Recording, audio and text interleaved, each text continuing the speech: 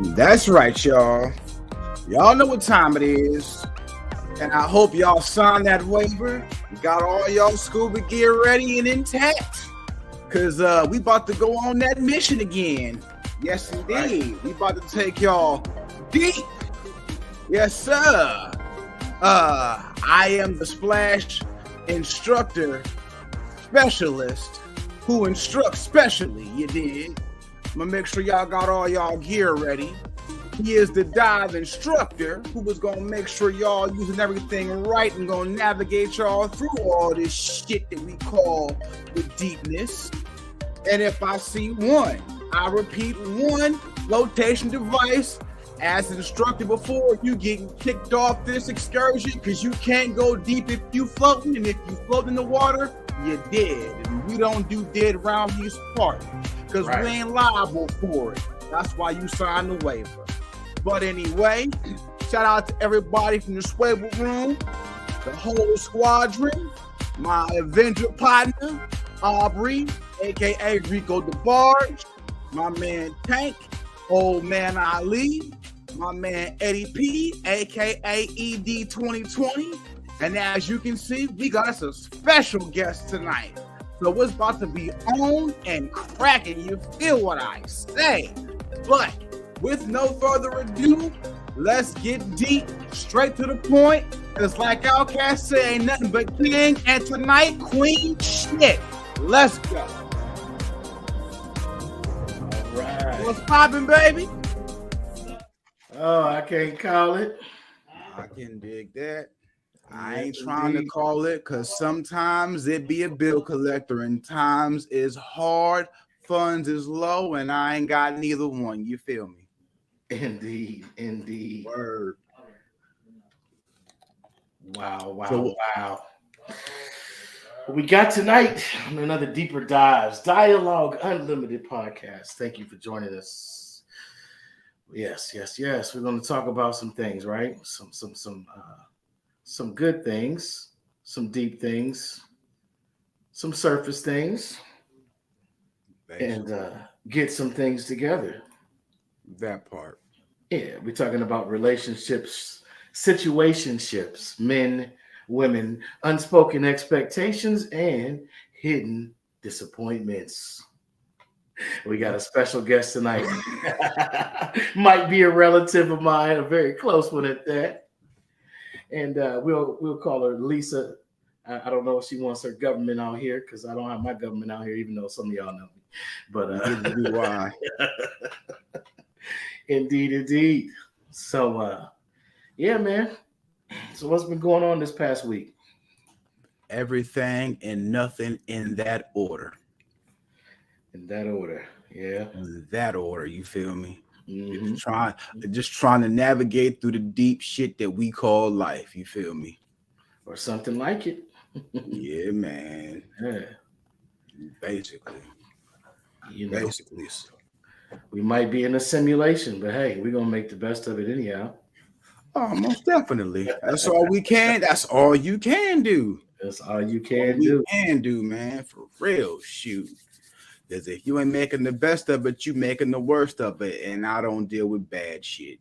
Even if it's a bad situation, you got to make the best of it. So that's what we're going to do. That's what we're going to do. Well, I'd like to welcome our guest tonight. If you want to unmute yourself, you can, say hello to the people. Hey, what's up? Cool. So, Splash Specialist, where we gonna kick it off from? Did you want to start with the clip, or you want to start with a, dialogue and move into that? I mean, we can probably dialogue and move into it. I mean, like introduce what the clip was speaking on, like the basics of it. And basically what that was speaking on was the miscommunication in relationships between men and women, basically. I mean, it kind of touched on what we had spoke on a few episodes before about how sometimes men and women may have different types of ideas on the same thing, and when they don't speak on it, the ideas kind of conflict with each other. You know what I'm saying? So I mean, that's basically what this clip that we have is speaking on. Cool. Yes, indeed. Now, let's see. Let's pull this up.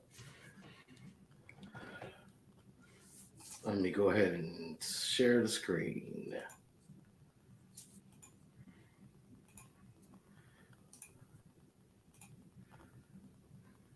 I think this is it, right? Let's see. That's it. Uh-oh. I hate when it does this with the volume. Understanding her, not realizing that it might be her not understanding him. Let me give you as an example because we've all been here. It's like when a woman wants to vent to a man and wants him to listen, but the man's natural reaction is to give a solution. There's a lot of women that get upset about that. Then the man gets irritated because he feels like you don't respect the effort he's putting in trying to help you. I mean, if you actually put your emotions to the side, logic will actually tell you that you can't get mad at someone for wanting to help you with the issue that you're having. This is a woman getting mad because you're not speaking her language. Another example, a woman is heading out with her friends. She throws on something that's way too revealing. In these times, that's been normalized and actually encouraged. But the man, however, feels like it's too much. In his head, he's saying, you're disrespecting me by having your body all exposed like that and actually being cool with it. He feels she's not representing him correctly, so he says something about it. And he probably asked her why she's not wearing something that's more appropriate. The woman catches an attitude when he tries to communicate that to her because she feels like that he's now being controlling and out of line. And what's worse is her friends are probably the one instigating it and egging her on. But the man is not wrong. He's looking at it like, we're together. I represent you. You represent me. And you can't just be out here carrying yourself any kind of way because now it makes me look like that I'm with someone that's for the streets. Interesting. Interesting. So, with that said, let's go with ladies first. What's your take on what she had to say? I think that she makes a good point on both of her topics or both of her examples because there's people for everybody. So the people that communicate in that way, then that works for them. You know, they kind of have the stereotypes of this is how a woman is and this is how a man is and this is what the roles are. And so finding somebody that has that same mindset is the key. The biggest key is not finding somebody who doesn't have that mindset and then being upset with them because you can't change their way they think to match yours. You know, so being able to communicate out is like, you know, because I've been accused of the opposite. So if somebody starts talking to me, I'm immediately trying to solve the problem. Immediately. I'm barely listening to the details. You know, some people think I'm short or too quick to judgment. I don't know why you're telling me this. You know what I mean? If you don't want a solution. And so it's hard for me to sit there and just listen and empathize and, you know, things like that. So I can understand the frustration because otherwise it's like, why are you dumping all this crap on me if you don't want me to help you fix it? And so you already have friends like that normally. Girls usually, you know, men too. You got friends like that. They sit there and they chop it up for hours. He did this and they did that and like my job and the girl Latoya and this person happened and that happened. Okay, cool. That's who you talk to. And then you call me when you want to solve something because I don't do well in that role. So I think communicating that out and then that person the girl can communicate back and say, oh, I was hoping my partner would take that role on. And then you could communicate that, like, can you take that role on? Maybe he cannot. Don't try to make him do it. Wait till you got something for him to solve. You know, just try to, you know, keep it to the high level. But the thing about the dress, I'm going to let y'all talk first because, nah. Nope. Absolutely not. So what part of it is nah for you? the whole thing is nah because you don't represent someone. You represent yourself. And if you come together as a unit and you decide, let's be different than we were before. I thought we'd be different. I thought if I got in a relationship, it might be like this. And make sure your expectations are the same in the first place. I had a partner, or whatever you want to call it, and he got pissed off when I wear workout clothes to go rollerblade in the park on the path where I rollerblade, because he thought that showed too much skin. Also, he wasn't interested in coming to the path, so he wouldn't come and see that that's how everybody dresses when they're working out. So in his mind, I'm going out into the world exposed and da da da da. And I'm like, there's no uniform of outfits that's an acceptable pattern for you to approve or disapprove of. If you don't like women who work out and wear workout clothes, there are already women out there that don't do it. There's women that don't work out. There's women that work out and they don't wear workout clothes. Or maybe they wear what you would consider more modest workout clothes. I just don't agree with people trying to make it a standardized, you're disrespecting someone, versus just saying, I don't like when you dress like that, and talking that through. So yeah, the girl throwing on club wear to go to the club, that's club wear. That's club wear. So if she's going to the club, that's club wear. And I definitely would say that, like, if a man was going to play basketball and it was hot and he was gonna take his shirt off, could she say that he was representing her wrong because he out there showing his whole upper torso to whoever's stopping at the basketball game? Probably not. She probably knows it's hot. He's playing basketball. He's hot. Girls might stop and see him, and they might like what they see. Is he supposed to start wearing different clothes to play basketball because she doesn't like his basketball attire? I don't know. Right. Good points. Very good points. Very good. Very good points. Splash Specialist, what's your take on the representation aspect? The representation aspect is, I feel exactly what she's saying on that. I do. Yeah, if you're gonna get mad at somebody for wearing workout gear to actually work out in, you kind of lost me on lost me on that one, because that's exactly what it's used for, to work out. And the same, and at first I was like, yeah, but true indeed, club wear is for the club. You're not gonna wear that outfit to church. Well, depending on what church you go to, but that's a whole other episode. Yeah, but indeed. And the same, but that can also go both ways. Like she was saying, as far as like, a dude go to play basketball or something and he got to take his shirt off. But also, you know how the women be saying, like, dudes, when they be wearing them gray sweats out in public and all that stuff too. Yeah. I'm not trying.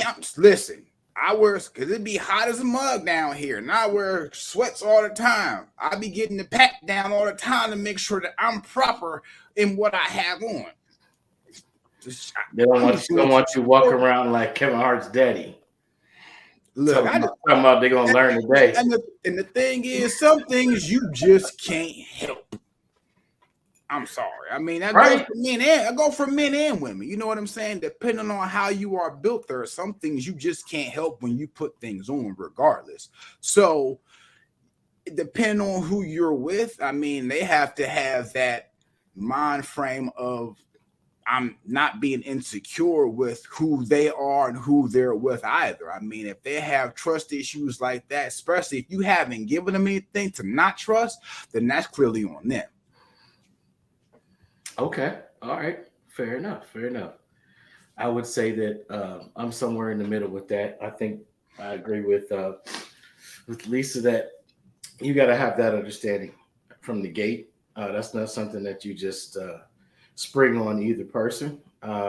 You know how that person dresses, and if they start dressing differently and it's to that contrary, that's something you need to discuss as well in the beginning. Like, as soon as you see the sign of that, if you have a question about it, I don't even think you got the right to tell a person what they can and can't wear. But your feelings are your feelings, and if they're consider those feelings to the point where they have to modify themselves, you might be with the wrong person. You know what I mean? Or if they're just not attuned with that level of relationship where you feel that y'all represent each other to that extent.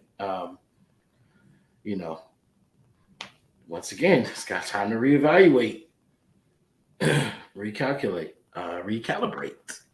Yeah. Now, I will say this on the workout thing. I agree with my sister on her situation. However, having been a member of, I won't say no names because I don't want to plug anybody and also don't want to bring no heat, undue, ruin any future sponsorship. But I've been in some gyms where there are some gear that dudes and chicks, I mean, in the public space, it's just kind of questionable what your motive is. Bruh, let me tell you something. Listen, when I do go to the gym, I'll focus strictly on the TVs now, because you will get in trouble, man. I mean, just for real. It's not even about getting in trouble, but it's to the point, especially down here. No, they want you to look without having to look. They be trying to bait you. I'm cool. That's what I mean by trouble. That's what I mean. Yeah. I don't mean like law trouble, but they be trying to bait you. Nah, bro, I'm good. So describe one of the outfits that you might be referring to. Let's just say there have been a couple of times when, like, I legit may have had to look 2 and 3 times because the outfit was so tight and it matched the skin tone perfectly. That's exactly what I'm talking about. And it defines parts of the anatomy that aren't otherwise visible unless you are unclothed completely. That part. And then they'll come right in front of you and then want to start stretching. Oh, word. I'm minding my business, running on my treadmill. Now you want to just start stretching in front of me. All these treadmills. And I'll go way over to where ain't nobody at on purpose. Now you want to come stretch in front of me. I'm about to watch this broke TV and listen to this Beyonce album for about a whole hour. Like, I don't see you. Yeah. Or you go to the little side room, the duck off room where all the exercise balls and the kettlebells. You know what I mean? And you're the only one in there. And then this the wild part. They have special stuff for those specific females to do all that on their own. Like, they have workout rooms specifically for them that men can't even go into. But they choose to be out here. And they have a right to be. They have a right to be. They have a right to be. Is your problem with the outfit? Or is it with the behavior? Like if the person, for example, had that same outfit on and she was just minded her business and got on her treadmill and did her 1-2, would that outfit still bother you that she wore that there, or not bother you, but like would it still come to mind if she was over there also minding her own business? Or is honestly, now that you ask, is probably the behavior, because I might look twice and be like, oh, I see what she on, and I'm gonna keep it moving. You know what I'm saying? Because again, my whole purpose in going is to get my workout on and leave. You know what I'm saying? But it's the behavior, not even the outfit. It's the behavior. It's not the outfit. Because the outfit, again, like you said, the outfit serves a purpose. It's there for you to work out in, and that's all. The focus is that's all that they're there to do is work out. Cool. That's what I'm here to do as well, but it's the behavior. So why does her trying to get attention, even if she was behaving in a way that's like, I'm trying to get your attention, why does it bother you that she's trying to get your attention? Is it like you think that that she's just baiting you so that you can say something and she could be like, oh my God, leave me alone, I'm working out? Or have you had a bad experience where you misread the signs? Or like, I've never had a bad experience. It was the former of what you said. You know what I'm saying? Probably. So, oh my God, like I'm trying to work out, but nah, I've seen it happen before, just not to me.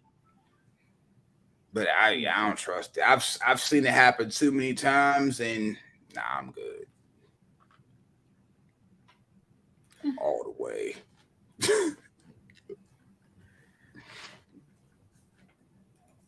Yeah.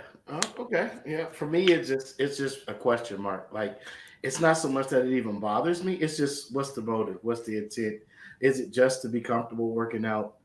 I mean, I don't want to get too graphic, but I mean, just like with the gray sweatpants thing. You know, if you're not wearing no drawers, but you got the gray sweatpants, it's stuff moving around. And it's in motion until you stop. And then even if you sit down a certain way, then it becomes extrusive to the ocular to the ocular cavity of those in the vicinity. So I'm not saying that you should be ashamed. I'm just saying, like, I don't feel like I should see outer labia just because you bend over to tie your shoes, and then you get mad that I'm caught off guard. You know what I'm saying? Or if I happen to be with my significant other and we're both working out together, and then I see that, I mean, I can look away, but I've already seen what I've seen. And then when she sees what I'm seeing, now she's going some type of way, possibly. Like, not that I haven't seen it before. It's not hers, man. It's just like, I don't know. I don't get it. Like, and I know that's a design thing, but when you see like 3 or 4 at separate times walk into the same place, same color scheme, like he said, it blends in with the complexion. Like, you know what color your skin is, no matter what that color or hue is. And I mean, I'm not saying you have to choose a different choice, but maybe I would suggest olive green or maybe a bright red or something else, like, because it just looks like, you know what I mean? Those are marketed to women on purpose. Of course. And a lot of women struggle with motivation. And, so they really, really market all these things to women, like, so you can enjoy your workout attire and you can remember what you're working for and what you're working towards, or you could feel hot. Like, maybe you lost a bunch of weight. And so now you're feeling confident, and there's all kind of stuff. So it's like, I guess my question is more so, why does their motivation even matter? Like, for example, if she was trying to show off so you could talk to her, did you want to talk to her? And then you felt nervous talking to her, and that's why you wonder what her motivation is, or it's upsetting to you? Or do you find it distracting? Is it like ruining your workout? Or like what is it that makes you be like, what is they doing that for? Maybe it's just eye candy. I like eye candy. I don't mind if the men are wearing gray sweatpants or whatever they're wearing. It doesn't change anything I'm doing, but it makes me like being there better. Like, yay, good looking people at my gym. All right now. No, I feel that. They don't be like, what is he doing that for? Because he got his dick swinging. And it's like, man, his dick swinging? I guess he's having a good workout. And I'm, you know what I mean? I'm on my business. Nah, for sure. For sure. No, I mean, listen, I'm not complaining about eye candy. I mean, I can't deny that that's a thing. But yeah, it is. It is a little distractionary, and it's not necessarily that it's their problem or they're causing a problem. It's just something that is noticed. And like I said, for me, it's just a question mark, because unless I go and speak to that individual, I really don't know. You know what I mean? And it really doesn't have to be any of my business, but it is definitely, it can be a motivator. Like, one thing that would get me on the treadmill was when someone, was on the treadmill in front of me and they had on their motivational outfit. It motivated me because I had to pretend like I'm trying to catch up to say, hey, how you doing? You know what I'm saying? And that's just the mind games I would play with myself, because I realized that we're all there essentially for the same purpose anyway. You know what I mean? Is to get in shape or take care of better care of your health. So, but yeah, it's just something I noticed. And this is one of those things. It's funny that he brought up, because you brought up, your specific situation at one time. And I think it's like somewhere in the middle, and it's just an individual relationship thing, or how people relate to one another. Yeah. So would you all like it to stop? Like, if you could make a dress code at your gym, would you say, hey, yeah, I'd vote for the dress code change? No, I mean honestly, the dress code itself that doesn't bother me. I mean, because again, if it's gonna help the purpose for the person to actually go and work out, I'm all for it. You know what I'm saying? Even the stretching, like that, really don't bother me. But if it's just like if you following me to do something, and this hasn't happened to me, but I'm saying like if I go one spot and you follow me to one spot, start stretching in front of me, I do what I do, and I go somewhere else, and I just see you happen to keep following me, then that might become a problem. But other than that, it doesn't bother me because again, I know what I'm there for, and that's just to strictly work out and leave. You know what I'm saying? I mean, if a conversation gets sparked up, then that's fine too. But I'm still to get my workout on and bounce. Okay. But again, I mean, hey, eye candy does not. I'm not objecting eye candy. Don't get me wrong. That's the only candy I can have now because I don't eat sweets. But hey, so if you guys are married or your significant other had that same outfit on and she went to the gym, how would you feel about that specifically? It wouldn't bother me. It wouldn't. Once again, that question mark remains the same for me. Just as long as I can go out in my gray sweatpants. Shush. Long as she don't have anything to say about your attire, you don't have nothing to say about hers. I mean, again, I'm not gonna trip even if so. I mean, that doesn't bother me. You know what I'm saying? I mean, I'm secure in who I am and what I bring. So I mean, if so, that's fine because again, like you said, Nova, she represents herself. I represent who I am. You know what I'm saying? So, and then on top of that, we all adults. We gonna do what we want to do anyway. If it really came down to it, so I just let it be what it is. Yeah, I think some of the discussions that I heard about this topic over at least even just the last few months, I think that what's missing from the conversation is the easy judgment that goes to the women that do it. So when you hear about the men in the gray sweatpants or some other sort of thing, it's kind of like a he, you know, whatever, right? But women, it's like, what the heck's going on with them, and why are they doing that? And even a judgment. Maybe she's loose. Maybe she, you know what I'm saying? Maybe she's out there trying to get somebody's attention, and you know what I mean? Like it starts taking on a negative connotation that, you know, comes from men being on top and women being subjugated. You know what I mean? Because men set the standards. If men think it's trifling, then overall it's just considered trifling. And it doesn't matter if it's trifling or not trifling individually, but the judgment is out there, right? And I think that's part of sometimes why men don't like their women to dress that way, and they think it's representing them because it's kind of like a challenge to their manhood that you couldn't get your woman to comply with a set of rules that we've all, or standards that we've all set and consciously or unconsciously agreed to. Facts. And the thing about it is too, before we even came on live, I was thinking about that, like how that's the double standard. You know what I'm saying? And I think it's not fair. I mean, because there's a special set of rules for women, and it's a set of rules for men. And I mean, every situation can go both ways. You know what I'm saying? For women and for men, and it really isn't fair that it's that way. You know what I'm saying? So I agree with you totally on that. Yeah, I don't disagree. I just think it's funny because the way my mind works, I'm thinking about the guys who it wouldn't make no difference if they wore the gray sweatpants, or the women. The women who it wouldn't matter if they wore those yoga pants that were the same complexion. You stupid. Yeah, I'm sure all their partners, man, I don't feel threatened at all. Yeah, I can dig it. Stupid. Sure, wear it again. Wear it again today. Stupid. As hell. I had to bring a little levity to that, but I think I agree. You shouldn't tell anyone else what to wear, and I mean, you should already peep in the early stages of building a relationship with them, how they carry themselves. And then I think that should be your determination. And if it makes you that uncomfortable, then you got the wrong person. You know?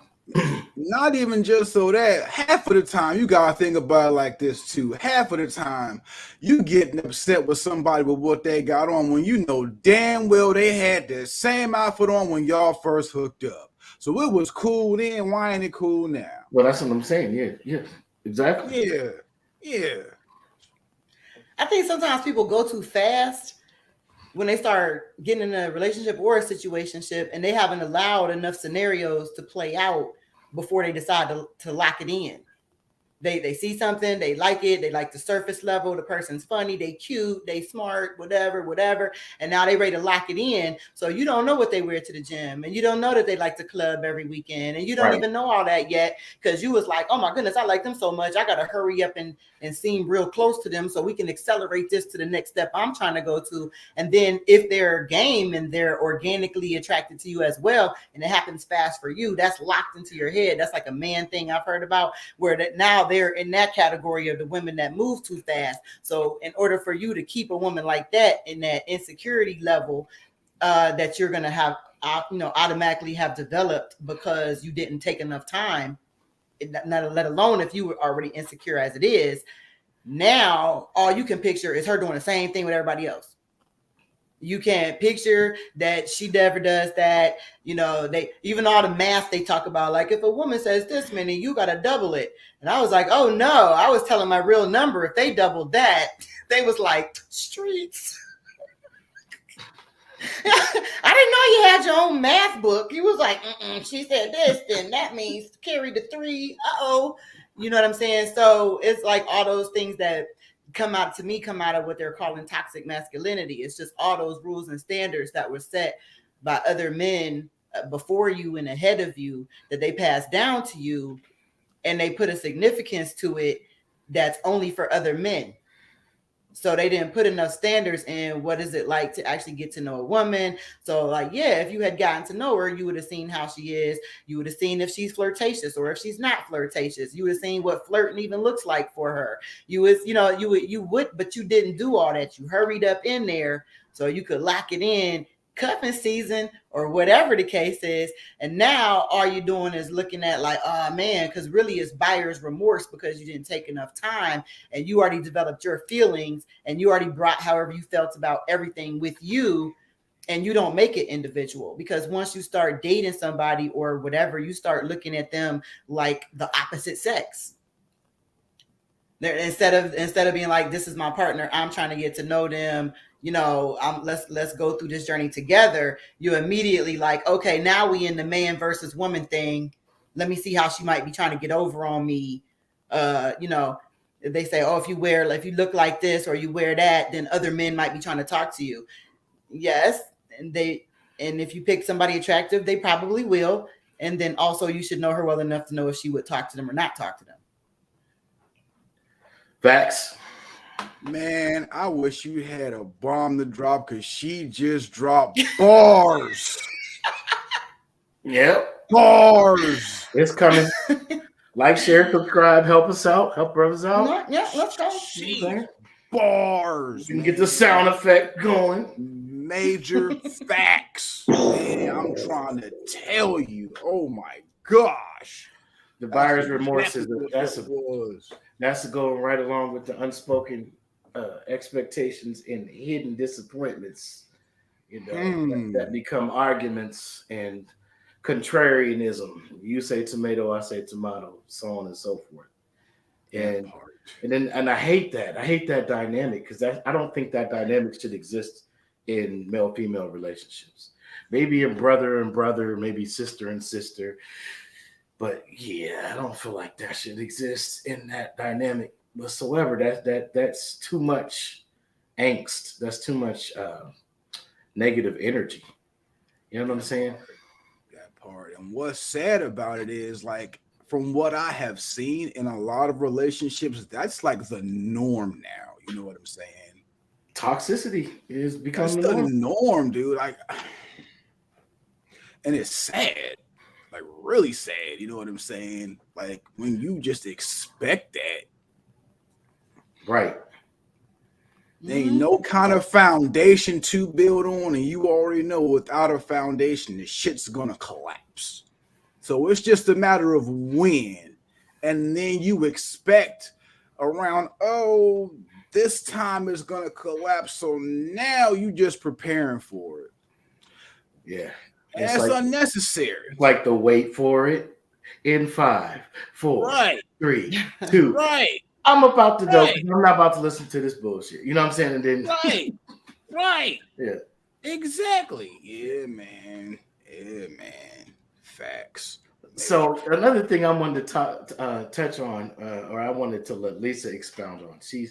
We were talking several different conversations, and you mentioned about we were dealing with law of attraction. We were dealing with energy, drawing energy, like energy to it. People that have the mindset that relationships are work. Can you touch on that for the audience? I would like them to hear what you have to say. I'll try to. It's a lot of deeper concepts for if anybody is not hip to it, but we're all vibrational. We're all on a frequency, and we're all attracted and not attracted accordingly to what we want and what we don't want. And when you're born and a child, you're being programmed. You're like picking up millions and millions of pieces of data every day. You're soaking up things like a sponge, like they say. And part of that is the things you inherit from your society, your parents, your school, church, neighbors, whatever, wherever you are geographically, etc. And so what you believe is what you actually attract, not what you necessarily want. So if you think that relationships are hard work, because that's what you learn. So you got to work hard. It's hard to be married. It's hard to be, have a successful relationship. Then you might still have a successful relationship, but you will attract somebody else that also makes it hard. So if that's what you believe, so the only way to avoid something like that is for you to address yourself, which most people don't want to take that much time out of life, so to speak, because we all feel like we're on a ticking clock. We got to hurry up before we're this age and that age and have our kids and everything else. So you're trying to rush it already with that concept of time in your head. And you didn't take all the time to see well, what do I believe about things that could be affecting my life that maybe I don't really want to agree with. Would you want to even imagine a relationship that it was just real easy? And if you believe that it's supposed to be hard work, then guess what? When you meet somebody it's real easy for or easy with, you're not going to want them because you're going to be suspicious. Like, y'all, this been going good. Oh, my, we've been had 6 months and we ain't even argued. Now, what's she up to? Oh, hell no. Wait a minute. Let me look through her phone because it ain't no way. It ain't no way this is going this smoothly and this perfect. And then she like, why are you going through my phone? Now y'all argue. Oh, there's your argument. Thank you. Because I was wondering. I was wondering when we was going to have some conflict because this was going so easy that I was like, am I being observed from The Sims? Right. Am I being recorded? Is this a joke? Because that's not what you believe. You don't believe it can be easy. Yeah, bring out Ashton Kutcher. I must be being punked right now. Mm-hmm. Yes, indeed. Yeah. And that's all. It's so many different beliefs that you have that you may not even have examined. And I like to say that one of the fastest ways to figure out what you really think is in a moment of frustration or anger. So let's say everything is going real good and then it starts going bad. If your first reaction is, of course, it's going bad. Right? So you believe that things, will be bad. Right. So that's what your natural instinct was. So if you meet somebody and you're talking to them and you keep waiting on what's their flaw, and then you find a flaw, I knew it. I knew there was something. Yeah, but you're focused on the flaw. Right. So you can't focus on the other things that you actually like or enjoy, or even focus neutrally to just see how things play out.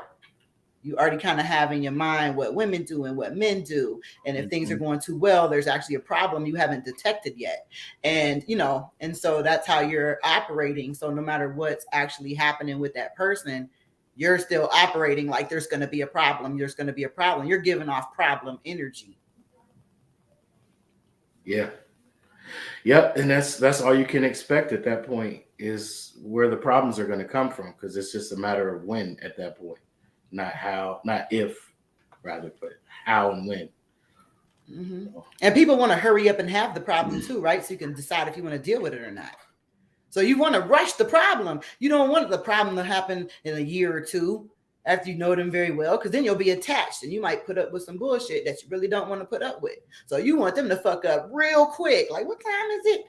It's been 2 months. Let's see it. What's your problem? Let's see it so I can figure it out if I want to deal with it or not. Yeah. Wow, I have actually been in some situations like that. It was quite disturbing too. It was like to actually hear the honesty. It's almost like some people. It's not even that they have no filter. It's like they literally matter of factly tell you everything you want to know if you listen. At least about what's on their mind. And then sometimes it's to throw you off. Because there's something that they haven't let surface yet, that they just want to be comfortable going ahead and let it out and do that. And it's like, why did you keep that hidden for so long anyway? Even if it's only been a short period, like, why did you try to suppress that? You know what I'm saying? Yeah, I can dig that because I done been through that myself, for sure.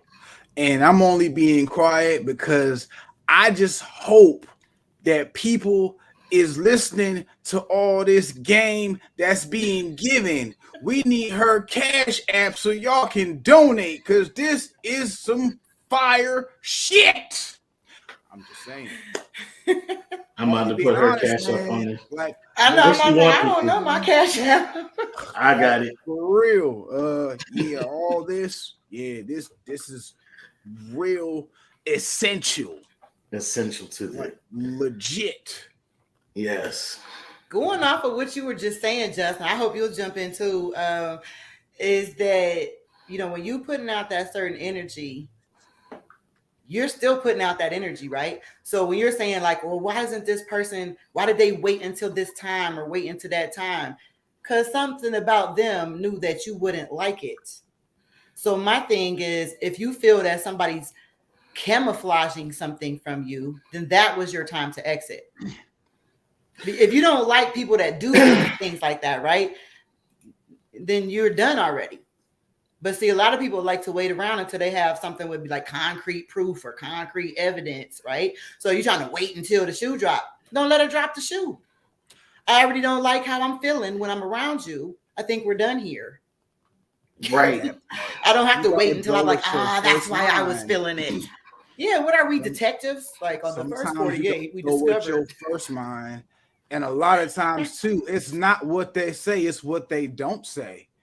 I mean, shoot, sometimes you don't trust words, you trust energy, you trust actions and energy. You know what I'm saying? Mm-hmm. Yeah. There goes her Cash App. Cash App. Yeah. Please, y'all gotta donate to that, because she just gave y'all $1 million worth of game for free 99 for sure. The first Church of Reformed Relationships. My God. That part. It's better than the church I tried to start, which was hell no. Man, listen, there's red flags and then there's landmines. You know what I'm saying? And sometimes we don't recognize the same landmines because we've caught up with the landscape. Oh, this looked different. There was a tree the last time right here. This is a pond right here. It's got to be different. No, it still smells the same. You're in a swamp. Yeah, sometimes and you about to step on a landmine. Sometimes if that grass is greener, it's only greener because it's fake. Facts. You know what I'm saying? That's true too. How about people that believe the devil you know is better than the devil you don't know, and so they stay with their devil? Not trying to be with the devil. I don't sip tea with the enemy. There we go. You know what I'm saying? For sure. For sure. Yeah. Yes. Oh man. Yeah. That's That was a whole lot of real deepness that was unpacked. Not even say unpacked, but that was explained so eloquently. And if it was over y'all heads, that's why we have it on this channel, and y'all can keep rewinding it and There you rewinding it go. and rewinding it. Just like they said on Friday, it looked like we saw the back of your head and everything, but we just kept rewinding it, rewinding it, rewinding it. Game, people, this game. Listen, let it soak in like a sponge, like she just said, because this is some essential shit for sure. Yeah. And, I mean, and shout out to the people that, put effort into their relationship. When we say work, we ain't talking about effort, right? There's a reasonable amount of effort. And if both of you are giving that effort and you're satisfied with the other's effort and you giving the best effort you got, hey, do your thing. But when it becomes too much work and there's too many differences, you might want to have to reevaluate at least the structuring of how your relationship is put in place, or what you are to each other.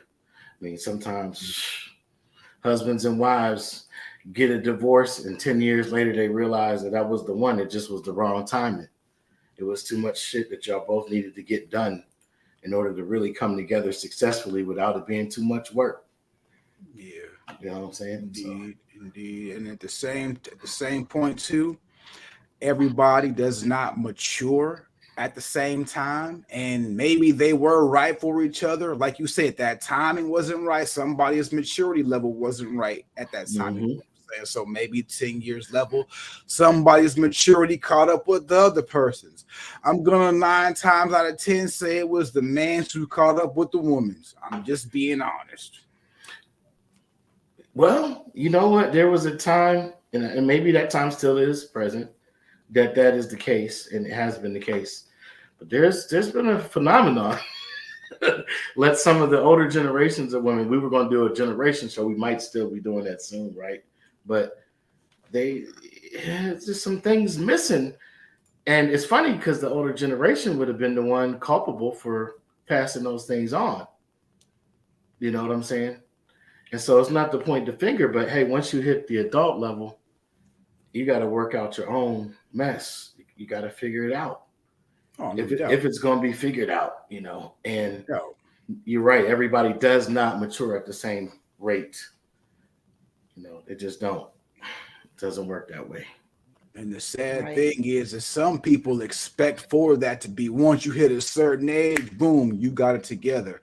Nah, not at all. True. Oh, so true. Indeed. So, yeah. What we touched on, situationships, relationships. Let's see what we got. Men and women. We dealt with the unspoken. There we go. Expectations. That's the number one leading cause of breakups and divorces. The stuff that went undiscussed from the beginning.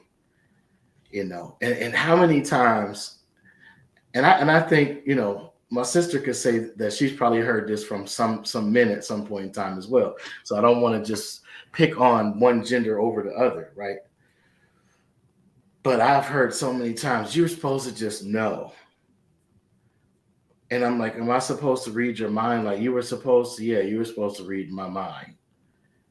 Well, I've read your body language. You know what I'm saying? I've read the lies you've told other people. Kept my mouth shut. You know what I'm saying? But word. Word. What you got to say, Lisa? You've heard that before? I think that I don't really think that men say those words, but they react in that way. And they get very insulted that you don't know them. But also their concept of time, people's concept of time is very different. Some people believe in love at first sight. Some people believe that it takes a while. They don't define what that while is. And then there's a lot of pressure. Somebody feels like they love you for you to also love them at the same time. And, all those kind of things. But it's like, yeah, but some people aren't relating, they're pedestaling. Like, oh my God, she's so pretty and she's so smart Yeah. and she's this and she's that. And I admire her and look how she handles everything. It's like, right. And you're observing. So Right. you're Right. not actually getting to know or anything. You're like in awe, right? Or you're doing something different than relating. So then it's like, well, we've known each other this much time. You should know this by now. Like, right, but she's taking her time and you're already locked in. Like, there's no way. That, one of my biggest flags, I hate to say it, but somebody calls me queen, it's over with. Don't do it. Don't.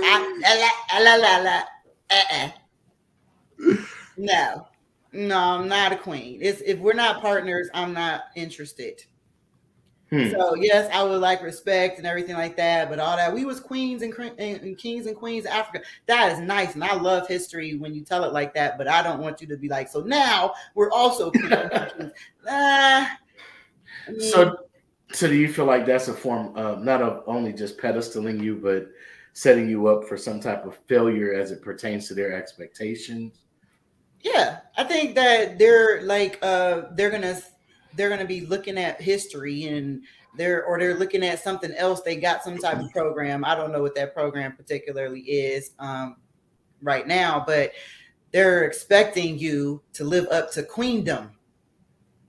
And it's like, guess what? South side of Youngstown, no queens. Wasn't bred and born to be a queen. I don't want to try that. You know what I mean? You got me auditioning for a role. I don't want to audition. I thought we were just talking and getting to know each other. I don't want to do this. You didn't even ask me, did I want to do this? You should have came up to me like, would you like to audition to be my queen? And I could have been like, no, thanks. Then we would have been done. But you in your head thinking like, oh, I got me one. You know what I'm saying? What you doing with your secret plan, sir? I don't know what's going on. I don't like it. And and it's too much deference. It reminds me of that old movie, like, oh, what kind of ice cream do you want? Oh, whatever kind of ice cream you like. Coming to America. Yeah, what kind of soda do you like? Whatever kind of soda you like, right? And then you're gonna wait, and then we're all locked in, and then all your preferences come out. I always hated that ice cream. I don't know how you could like that ice cream. I thought we liked this. What? Now you're ready to keep it real because now you got used to me. Now I meet the person I was trying to meet before. And now guess what? Even though you spent a lot of time here, I'm done. You know what? Thanks. That I got a nickname for that I developed interpersonally in my own head. The preferential beatdown. It's like the preferential beatdown. When people beat you down with their preference. And they could have been expressed a long time ago that that's not what they're into, but they wait, like you said, until they're locked in, and they feel like they got you at a certain point, and then all of a sudden they want to not necessarily criticize, but they want to offer their preferential opinion upon every particular thing that you're into that they're not particularly fond of or can't stand. You know what I mean? And so then it kind of removes the tolerance gloves. So now we're in preferential beatdown mode with each other. She's like, I can't stand LL Cool J. You always listening to that Rock the Bells. And I can't stand Missy Elliott. You always listening to that. I can't stand the rain. You know what I'm saying? And then we go back and forth. And it's like, nobody feels good anymore about the whole situation. You know what I mean? I think that comes from people looking for similarities when they first meet each other.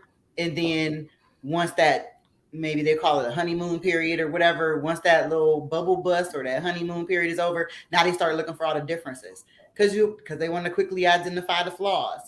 And I think that you should go by your feeling. There's a time when you're together and you start to consider your partner. You have to decide with that person how long that time is, or you discuss with them how long it is for you, and they can tell you how long it is for them. But first, you're all like, oh, you like chocolate? I like chocolate too. Oh, you like this? I like that too. Oh, we got so much in common. Listen to us laugh together. And then after a while, it's like, oh, you do that when you do that. Oh, that's so different than what I do. And so when the person starts basically not being able to just say that what their preference is, but they got to put your preference down That's what I'm saying. Yeah. Then you exit. Mm-hmm. And that's the part people don't want to do, because there's usually some level of time that people get very attached to, that they're more worried about how much time they already put in than how they feel about where they found themselves after that amount of time. That's like that old couple to say, it's been 35 years. I'd be goddamned if I let them leave now and be happy. What? Right. You just said that out loud? And they mean it. And they mean it. You could tell. It resonates in the heart space. It's old and petty. And by the way, preferential beatdown t-shirts coming soon. Facts. But yeah, that's to me, that's what I call, that's that when you meet their representative, you know what I'm saying? That honeymoon phase and all that, and that whole kings and queens thing. I never thought about the whole thing of it being as like auditioning for a role, but you absolutely right about that. Because 9 times out of 10, from my perspective, the main dudes that be calling women queens and all that stuff, that's a role too, because them niggas is peasants. Real peasants. So yeah, my queen, man, nah, bruh. I just seen you with her the other night trying to get money off of her. So, nah, bruh. So you absolutely right. Absolutely right. My queen, can I drive your car? Yeah. How does the serf get with the queen? That part. Go work the land, buddy. And then you said one of your girls called you. You know, I seen Tyrekus in your car with a baby seat in the back. Mm-hmm. Yeah. Tyrekus though. Yeah. I'm just saying. Yeah. So shout out to the Tyrekus right about that. All the Tyrekus out there. Oh shoot. But major facts. And they might be calling her queen so that she could start thinking of him as a king. And we all know how kings were. They weren't loyal partners. That means they could pick out whoever they wanted from the crowd, from the whole kingdom. That means you served them at their feet. Actually, it didn't mean that, but that's kind of how those men act. Like, yeah, but you don't have a kingdom, because then there'd be other people cleaning up and cooking and doing all these other things. And then that person would just be your eye candy, or, you know, your trophy or something like that. And you're not creating a trophy lifestyle to be demanding a trophy. You know, I just got to say this. No man has come into this world nor into any throne except through by a woman first. And maybe we need to start reteaching that, or teaching that again. Facts. You don't become a king unless you marry a queen, and you don't come into the world unless your mother births you. So that part. And on top of that, I ain't never seen a king who needed a co-signer. Well, just saying. Fact. I wonder why more people, I've always said this too, I wonder why more people don't stay in their lane, right? So it's a thing for men to quote unquote upgrade and date up, right? It's been passed along for, I don't even know how many generations. I have no idea, right? So like if you find a man at this level of his life, then whoever he's with, that's great. But if he does much better than that, he's fully expected to pick another woman. I think it works with the women that way too. I just think they're taught from younger to try to marry up. At least it used to be. Maybe not now, but well, then again, with this whole high value men bullcrap movement, yeah, it's trying to bring it back, right? Yeah, but yeah, I think that goes both ways. But I see what you're saying. It could be both. It could be. The guys is more so like a trade in. Like I want to trade up, you know. But the women is kind of like, well, what did you think I was going to do? I mean, you know, he runs a company. You work at Kmart, you know, or whatever. No offense to Kmart. I'm just saying. Do they still exist? I don't know. But yeah, it's.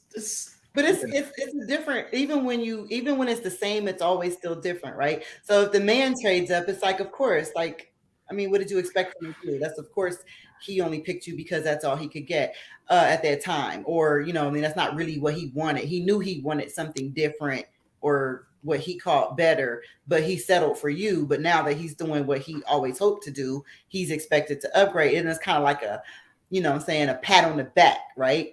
When a woman does that, it's still kind of like, wow, that's like negative.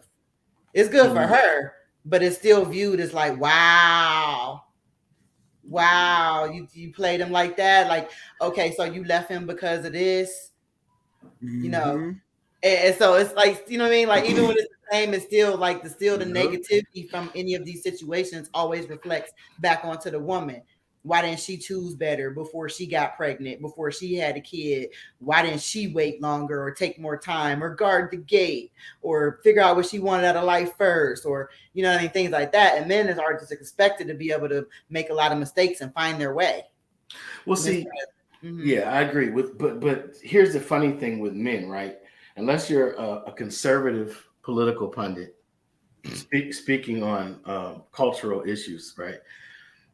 Men usually pull each other aside. They will say it to each other's face, but they don't typically go off code when they deal with the public sector, right? In conversation. So it might seem like that, and I get where you're coming from is a valid point. It's just really that man is just covering up his insecurities. You know what I'm saying? Because ultimately, certain types of men would say you should have already reached a certain point before you even considered bringing a woman into your life or being a part of hers. You know what I'm saying? So it's yeah. I mean, I feel where you're coming from too. It is a double standard, but I think it's kind of already known. Hush, hush. It's just an insecurity. It's a way of trying to cover that insecurity up. Well, the stay in your lane comment that I started with is about if you're meeting somebody that's compatible with you, then wherever you get to, you should still be compatible. Right. So they're not, why don't people just pick people they're compatible with? Like, for example, if you pick somebody and they're real, let's say gutter and down to earth and like, all this kind of stuff, because that's what you value. And then your plan is to be a person that would never deal with the gutter. I would never be in this if I didn't have to, right? Then you want to find somebody that's more versatile, or you want to wait until you get to that level so you can only meet people in that level. And so, or, so what would be the purpose of meeting somebody and trying to change them? It's kind of like tying into our whole conversation. It's like, if you want a woman that's modest, there are lots of modest women. Why do you get mad because Sierra wore that outfit? You see what I mean? Like, if you don't marry Sierra. You probably couldn't anyway, but I'm saying if you could, then you don't pick Sierra. Sierra is hot and she's older and she's even still hot and she still looks great. Why not show that off? We all know beauty fades and it goes away. Enjoy it now. Right. Women, if you're watching, girls, if you enjoy it now. The time to wear that mini skirt that hits you right below the butt is now. Embrace yourself. Do it now. While you breast it up high, do it now. You know what I mean? You don't be like, oh, wait until this. No, don't wait. It's not. You can still do it, but it's not gonna be as great for you or the other people that's seeing it. You know what I mean? It's gonna be different. So it's like, if you don't want a woman that's like that, they got women that wear fully covered everything all the time. You see them all the time. So I wonder why you're all focusing on this person. Right. Using her as an example of why you don't like women like this. And it's like, yeah, do you know how many women you probably walk past to criticize Sierra? You know what I'm saying? For example, you know how many thousands of other women you're having to ignore to pay attention to Sierra? When you see that woman in her long skirt down to her ankle, why aren't you going to talk to her? Why are you looking at the girl in the short shorts thinking I'm going to make her mine? And then once I do, she needs to put on a long skirt because she needs to represent me, and I don't want my woman dressing like that, right? It becomes the low-hanging fruit in that type of conversation. It's just the easy target, and really, like you said, it doesn't really add up because, like you said, all of the women you passed over just to criticize her and what's the other sister's name? Was it Kiki? Kiki Palmer. Yeah. Come on, man. Yeah, but her husband joined in on that and made it way worse because he took it to the streets instead of just taking like. That was an argument for y'all to have at y'all house. Like if you was gonna argue or something, and he basically just fell back on all the patriarchal talking points and judged her. Well, you a mother. What's that mean? A mother that still looks that good? A round of applause, please. I hope his 5 minutes of fame is worth the court proceedings. That's all I mean. I don't know what else to tell you. Good luck, bud. Yeah, because that's called the embarrassment. That's the shame tactic. Mm-hmm. You know what I mean? Where you couldn't just be like, hey, man, I don't really like that. And then what if she was like, so what? I do. And then you'd be like, I don't want a woman that does that. Well, then now you could start the divorce proceedings. Why would you go to social media like, oh, my God, why would she do that? I feel disrespected. Wow. Okay. Yeah, you blew it. Because now you done basically tried to gang up on her. Instead of having your conversation with her, you tried to make sure you had a crowd with you. You know, that's kind of like when you have an argument or a discussion with somebody and you say, yeah, me and a few other people, we all thought that you looked stupid. Right. Oh, you had to get the gang together first? Whoa. Oh, all right. So it's not me and you against the world. It's you and the world against me. All right. I think that'll do it. Honestly. I think that'll do it. The public shame tactic doesn't work with men. Not yet. Not in America. It works with women, though. That's where all that she for the streets and let that girl be this. And you know what I'm saying? Let her be a hoe if she want to be a hoe. And you can't make a hoe a housewife. Can you make a hoe a husband? Because that's what we're all expected to do. Alana and Lisa saying they're not married. Talking about Kiki and yeah, exactly. Okay, yeah. So that's even easier. I get my key back. Right. Bye.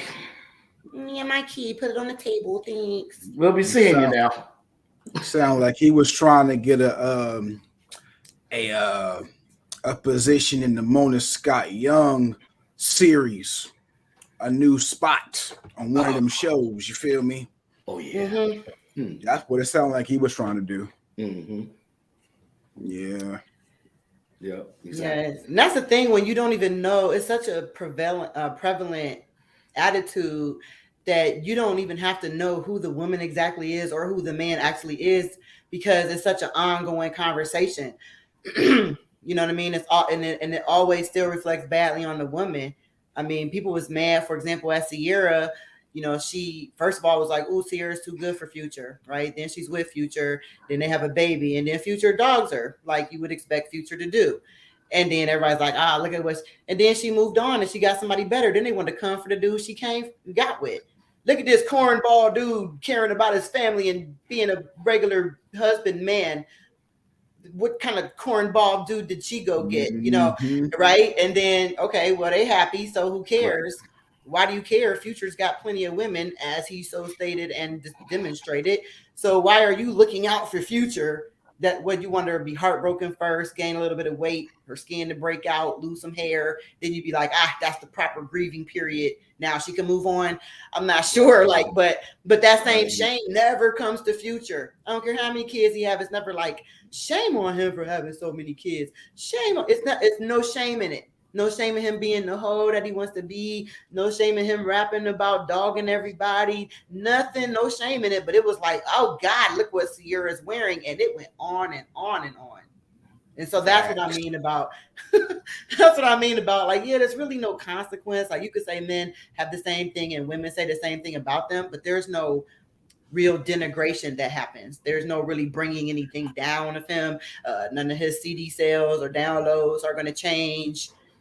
You know what I'm saying? No one's gonna, it just doesn't really have any effect except to be like, women do that too. That's true. But also we don't jump in that conversation and just go on and on about Future and how he treats women. I'm so glad you brought it to next baby mama gotta be. I'm so glad you brought it here because I was thinking about this too. Like you are exactly right. I mean, because you figure everything that you just said about that situation is absolutely correct and true. No one talks about that. But now you get someone like Cardi B, Megan Thee Stallion, City Girls, all of them get scrutinized just off of what they say. And I think, honestly, talk your shit. Say everything you want to say, because the man been selling bravado in this game for years, and ain't nobody said nothing about it. You know what I'm saying? So, but anytime you got this many female artists at once, especially in an industry where they pit female artists against each other, you know what I'm saying? And you got so many different types of female artists too. You got the Rhapsodies, the 3D Natis, the Sierra Wax, all that. You have a plethora of female artists who speak on different things, but they strictly go into what Cardi B, Nicki Minaj, City Girls, and all them talking about and how they dress. So what? Let them be who they are. One, you ain't sleeping with them. You ain't paying their bills. You know what I'm saying? So let them do what they do. Mind your business. They ain't bothering you none. If so, you don't have to watch. You don't have to listen. It's simple as that.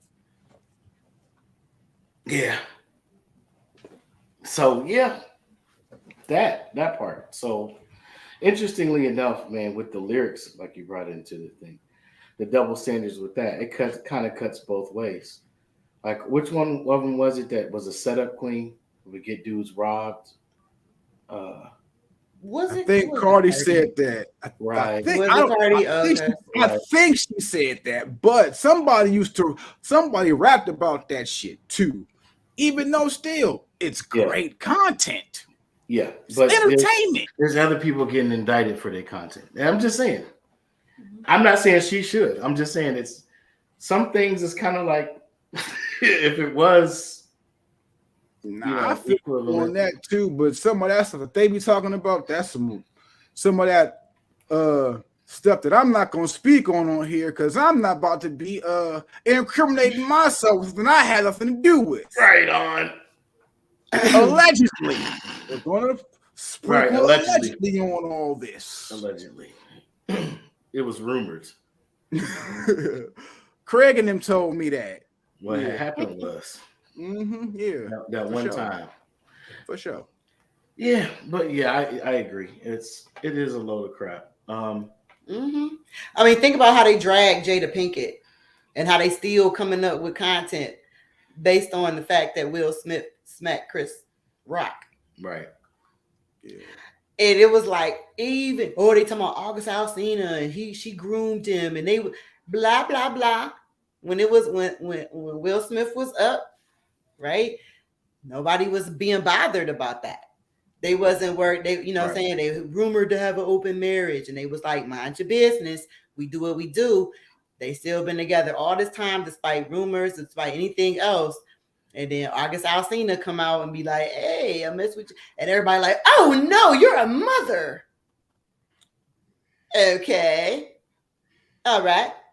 And it seems like when women come, they all want to start talking about the kids all of a sudden. Right. So going back to that Cardi B and Megan Thee Stallion, it's like, what if your little girls are watching this and they want to be like that? No. It's like, what if the little girls don't watch that and then they still want to be like that? I'm glad you brought that up. Go for it. The only reason why Cardi became a target is because she made the ignorant statement that she doesn't let her daughter listen to her music. I mean, then we might know that or surmise that, but I mean, I can't imagine that Tupac has a child, right? Somewhere. Probably. Yeah. I mean, he has a son, but I would think, I don't think that the mother made him wait until he was grown to listen to his dad's music. And, he had songs like Wonder Why We Call You Bitch. And, he also had Dear Mama. I mean, he had all of those things. And I'd rather be your nigga. Yeah. You know what I'm saying? So I think I'm not mad at her for that. And I never had any criticism or scrutiny for her on that. But I think that's what really opened that door for them to try that, that and her gaining popularity and gaining influence with people that were in the White House and things like that. They're like, oh, we better hurry up and put the hit piece out. You know what I mean? Like, and that just shows to me the level of success she reached. That You know what I'm part. saying? Exactly. That Big part. ups to her for that. That part. For sure. For But sure. Yeah, and that's talking about her child rearing, which doesn't frequently come up with male men or their children at all. How is their child being reared? Doesn't usually come up as a topic. But if there's a woman and she has a child and she's making some type of music or dressing a certain type of way, it's what kind of example are you setting for your children and other people's children? Hold up. I just thought about something because it can go both ways. Eminem. Just talk. Not even that. Go ahead. Go ahead. Boosie. Oh. Not Boosie badass. What happened? Boosie and yeah. child rearing. Yeah, that's a, you know what I'm saying? I mean, Wait, he's not the one that got the prostitute for his son, is he? That would be him. Allegedly. Allegedly. Okay. Allegedly. Yeah, so I mean, ain't nobody really said boo about that, but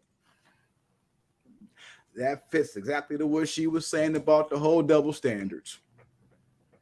I mean, that's always been something that, I mean, I don't know, I won't say always, but I've heard lots of stories where men, which I think is disgusting, have been worried about when their sons have sex, and they will go get them a prostitute or try to set them up with an older woman for some reason, all those kind of things. But I bet you any money if a woman did that, like, oh my God, my daughter 13 and she hasn't had sex yet, so I hired a male stripper or I hired a male escort so that she could get her first experience, and I would know that it was okay, and I'm in the other room so she's safe. Oh my God. Right. She better not even leave from the place she said that at.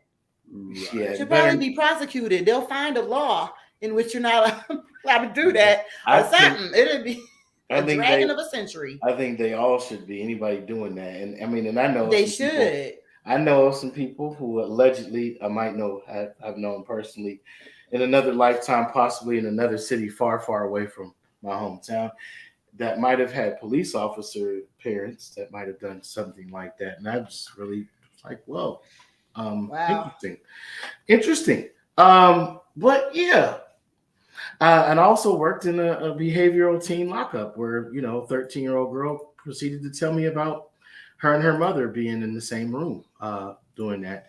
And of course, she was no longer with her mother, but I wonder if her father was pimping her out if he'd have still had custody. You know what I mean? It's just things like that. They can be double standards, and it's not an easy topic to approach any way you cut it, but there are things that people have accepted as normal that I cringe at, whether it's the father doing it or the mother. It's like, you did what? Why?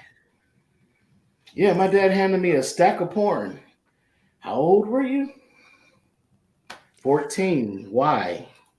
But in some, I will say in some regions of the country, some of that is considered normal, because now I will say in Boosie's case, he was on another podcast where he explained that whole ordeal and issue, and his reason for explaining it from being that it was because of his upbringing and where he's from in the South and everything, and from speaking to people from that region and everything, it is kind of normal. I'm not justifying it. I'm not saying that I would do it, and I can't speak for nobody else. I can only speak for me.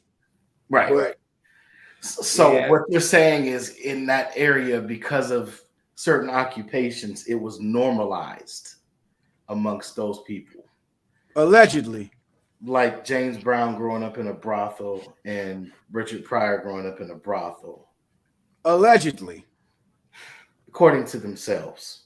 And their allegedly.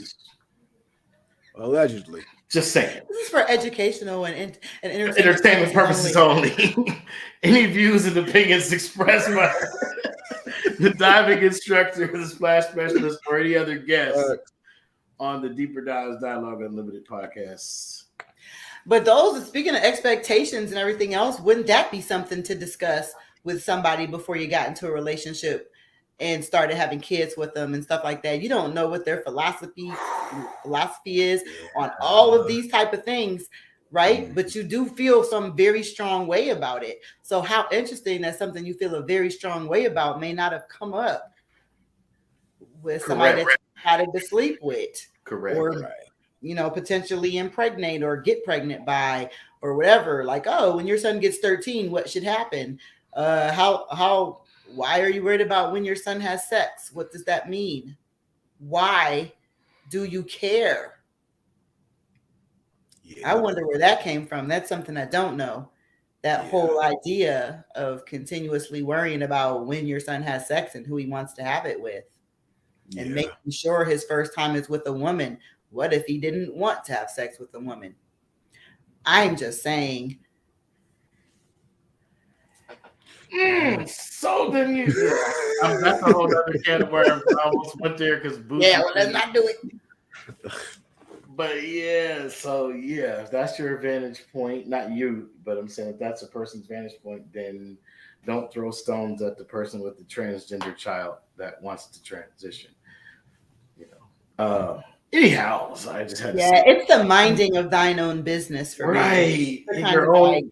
Why did we know Boosie did that with his son? Not right or wrong, but more so like, why do we know? I'm not sure I knew Boosie had a son before this story. I wasn't really paying attention to anything but except Boosie's music, and thank goodness he got out of prison, and random thoughts that a fan might have. And I'm like, I don't think I needed to even. I mean, now that I know, I have to judge you for it because I'm human. But before that, I didn't know you had a son, and I don't think I needed to know what you did with your son, and if it was normal in your area or not normal in your area. I don't know why I know any of this information. Why did you tell me that? Where did he discuss that? The issue was that on Vlad? Did he bring that up on Vlad? He but that's not where I saw it at. I saw it on what's the name of that podcast? My Expert Opinion. Shout out to them. That's where I saw that. In My Expert Opinion. Okay. Yep. Got it. The barbershop. Got it. Matt. Yeah. Shout out to Matt Poffin. Yeah. Okay. Yeah. I could see that kind of dialogue, the comfortability, Okay. Interesting.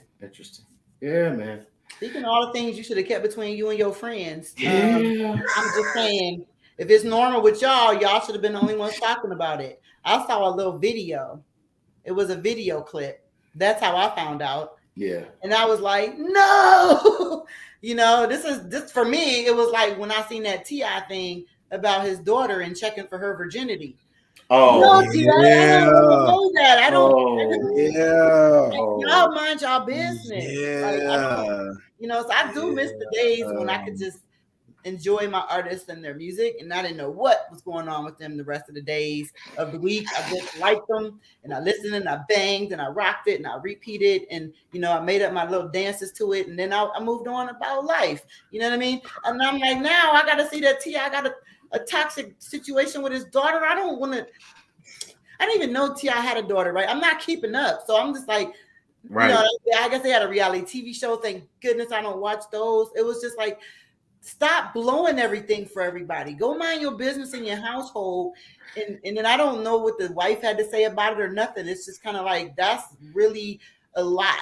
And you open yourself to get judged that way, and then you get upset. But obviously him and his wife been rocking out for a long time. So they must be on the same page about enough things that they could just keep between their own selves. That's another segment we came up with. Like what we came up with last week, Under the Radar. We're going our next one. We're going to probably do an Under the Radar. But that came on the wings, if I'm not mistaken. You could correct me if I'm wrong. See the Splash Specialist. The scandal with T.I. and Tiny about was it sex abuse allegations of some sort involving some other outside people? Allegedly, right? Because there's been a couple, and after a few, I just tuned out. Like social, I don't even do social media. But that's really interesting, though, isn't it? So you bring your child's not sexuality. What's the word? status. Sexuality. Yeah, it's the status of their, active, Yeah, I not think it active or was. I non-active think it status. was something to do with what you were speaking on, though. Yeah, I think it has something to do with that. I can't remember if it was before or after, but they were very close It together. was It was right around after that time. It was after, I Okay. that I believe. found out, but I was more upset. Besides the whole, one of my favorite rappers type of situations, and not la la la, I don't want to hear that type of thing. It was also like there's a virginity test. Yes. Oh no! Yeah, Oh no! yeah. Like, why is that so? Shout out, Alana. Yeah, I learned about it Shout out. only just now. You're welcome. yeah. You're welcome. Sorry. Yeah, there's a whole lot of those things. So, but Yeah, I think that all of these things keep demonstrating that the pressure is it's the patriarchy. It's the controllingness of the patriarchy. It's like, wow, a lot of the laws that's been passed, and they were trying to say it's to save children, and it's not to save the children. It's because they want to control women's bodies. absolutely. And it's because they Mhm. feel entitled to do so. There was a time not too long ago, but a long time ago, where women were considered property. So first you're the property of your dad, and then you become the property of your husband.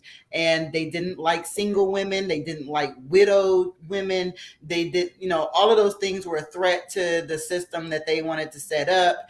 You've lost your usefulness as a woman. Once you've lost your ability to have children, or if you didn't have the ability to have children, everything they need. And it kind of reminds me of so many men buying into it, especially disturbingly to me is the black men, because it's like you should really understand with the property thing and how allegedly some white people still carry over from slavery that mentality that they own everything that you do. Like you always work for them and their company. So even if you discovered it on your own, and they all feel entitled to it, and they don't want to acknowledge that you have a culture, let alone that something belongs to your culture, and they exploit it and they take it. Oh, wow, you're not even allowed to do it, because basically it's their world, and they want to keep reminding you that you have to follow the rules that they set for you. And it doesn't matter if you agree with the rules, and nobody asks your opinion of the rules, and no one cares what you think about the rules. But if you violate them, you'll be dragged. And then you'll see who the real power is, because it's not the same as like when you do the opposite. It's never equal, it's never the same. If you copy off of what they did, it's kind of like, peon, right? You don't even have the resources and the attention or the microphone loud enough to bring your topic as it's as important as theirs.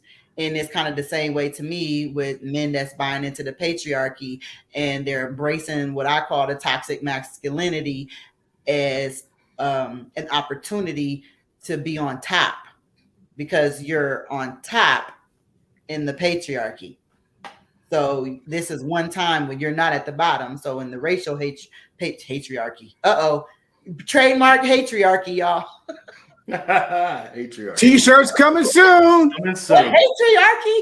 But when you're at the bottom of it in every other aspect, but then when it comes to men and women, you're at the top, between black men and black women, or even Latinos, or like whatever, you're at the top of that one. So you want to maintain that position, but you don't really, either you're not conscious of it or you don't admit it. And so a lot of the things that men try to say are because of respect, or because of, raising children, or because of, all these other excuses they made up and built in, is really still just controlling. Because when you dig a little deeper into it, it never really has anything to do with whatever they think or they brought up as it having to do with. I think it's so embedded in our society. It is. It's just like racial oppression, for example. And I don't remember where the quote comes from, but it was from some type of manifesto or meeting or document in a meeting that they said, we will oppress them to the point where they will begin to oppress themselves, and we'll no longer need to have our presence there, and it also reminds me of another quote by a German minister that was alive during World War II, and it was about the Nazis, or the German nationalists. He said, they came for the tradesmen, and I said nothing because I'm not a tradesman. And they came for the Jew, and I said nothing because I'm not a Jew. And then they came for me, and there was no one left to stand. And I think men all over this country need to wake up, whether they're black or otherwise, to the fact that they are trying to replace women. And if you replace the woman, you replace the entire definition of what you have come to know or believe is family. And I would caution everyone, just be aware, whether you want to call it toxic masculinity or whether you buy into the patriarchy concept or reality or not, pay attention. You have a mother, you have sisters, some of you have wives, some of you have daughters, when you start calling people birthing people who gave birth to people, instead of calling them what we've always called them, one of the first sounds I believe they improved scientifically was ma, right? Mater, mother. Nah, I'm not having it. I know. I would rather not see the rest of this reality if that were to continue. So hope that those of you who are watching this podcast at least will allegedly join in and protect our women because it's needed. And there's a lot of healing that needs to take place within our relationships and our dealing with them and within ourselves, because we've been suppressed. A lot of us that don't agree with the status quo have been quieted. We've been shamed and we've been told to shut up, or nobody wants to hear that. You know what I'm saying? It's time to raise up. Sorry, just had to make that little statement. I'm off my soapbox now. Yeah, and don't forget there's lanes. Yep. And even if it's, with me taking out the word toxic and just saying, like, what I'm talking about, there's women that buy into that. I think they call it pick-mishas now. If I could keep up with the slang. Pick-mishas. The pick-mishas, right? So they're standing for that. Just pick one. Pick one of them. Because you don't need to pick somebody. You don't need to, attack independent women or attack women that didn't do this and you have women already. They already bought in. So just pick one of them. Right. You know what I mean? And right. and I think that there's enough people with enough different mentalities that you don't have to feel threatened when other people with other mentalities, start to come to your attention, because they've always been there. But you didn't notice them. You didn't have social media to have them pop up on your timeline. They were just out there living somewhere. Maybe you knew one, maybe you knew two, maybe you paid them no attention, maybe you cared, and maybe you did not. But it feels like once you start seeing the presence of people, that some people start getting like, oh, well, what does that mean about this? And what does that mean about that? What's that old person that said a rose by any other name is still a rose? Still a rose, right.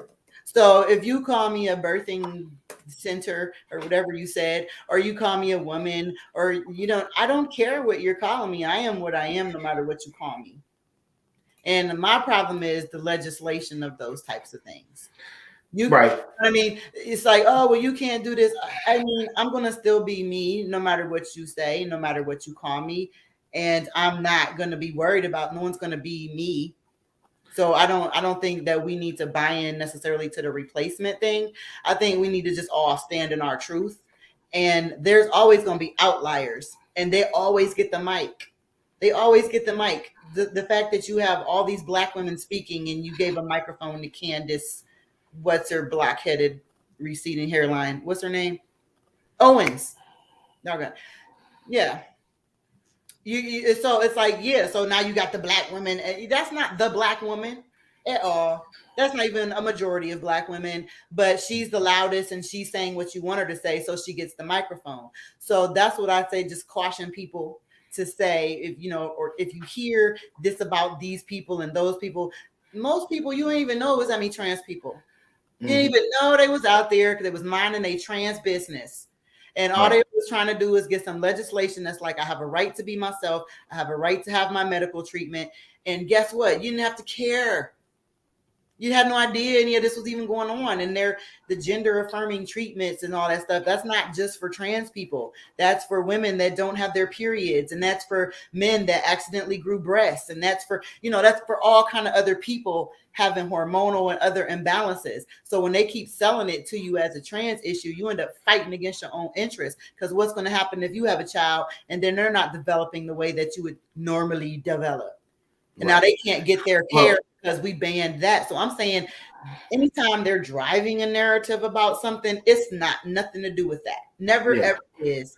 It never ever is. And so they're going to give the microphone to all these trans people that are like, oh, women just birthing boxes or whatever. They're going to give them the mic so they can go off about trans people. I'm not even speaking of the trans community, so let me clarify. Oh, okay.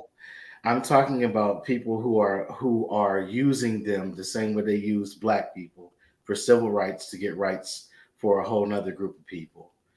And we're seeing, the result of that now. And then it becomes a hot button conversation that doesn't get completed because people get too angry to actually listen to reason. And both sides of those discussions usually have valid points. I'm talking about whoever's pushing the science, you know what I'm saying, and trying to push the narrative to the point where you're passing legislation to where teachers are wanting to quit their job rather than continue to teach if they have to keep up with pronouns that don't fit within the English grammatical form of speech. When we're referring to an individual, like they, them, like you're an individual. You can't be a they, them according to our language. So fuck whatever science you're talking about. That's not even what we're stuck on. Like you're trying to change my whole form of speech to accommodate you, and you're a minority beyond minorities. You know what I'm saying? And then I'm still part of a group that might be viewed as minority, and we still haven't got our full-fledged recognition of having human rights. So I'm not against anybody. I'm just saying you're not going to change up the whole form of speech and then replace the word for mother with birthing people. You know what I'm saying? And we just be okay with that. To me, that is an effort, no matter who's behind it, to replace women. The concept of women that we've always had, at least in the positive way. So while we're talking about this, I think that's equally important. And even this whole cisgender, I know cis is probably a shortened word or acronym, right? But like you're actually putting the word that we used to use to insult a man and his masculinity before the word hetero or the meaning of hetero. It's just, this stuff is just ass backwards to me. I'm sorry. I'm gonna take my Cinderella slippers and step on out this conversation. I'm a little bit out of my depth, and I'm very general versus the specific. I just feel like everybody that's oppressed should all be stuck together. I agree with that too. And that's it. And it's not because I can't think of not one time in my entire life that a trans person ever bothered me about anything. Me neither. In my entire life. Yeah. And so I'm not going to let other people's situations that they're promoting and they're trying, I'm not going to let them bother me. They don't never bother me. And I've been around and they still didn't bother me. And I don't like even calling them they, but I do remember when we said they, them, when we didn't want people to know who we were talking about. So I don't know why it's really that difficult for that. I know it's CIS. I'm like, they called me and they said this and I told them. And we did it all the time because we didn't want people around us. So my point is not saying that it's right or wrong. It's saying it's not that hard to do. It's right. The resistance of it is I don't appreciate you asserting your identity and making me do something different. And to me, that just is reminiscent of the same things that they tell us. And I don't want to make it a hierarchy of like, oh, you got your rights first or you're getting something before me. When I feel like, well, we're the majority, actually, all of us together, these minorities, we're all the majority. So we should just all be stuck together because 9 times out of 10, we'll just all get our rights.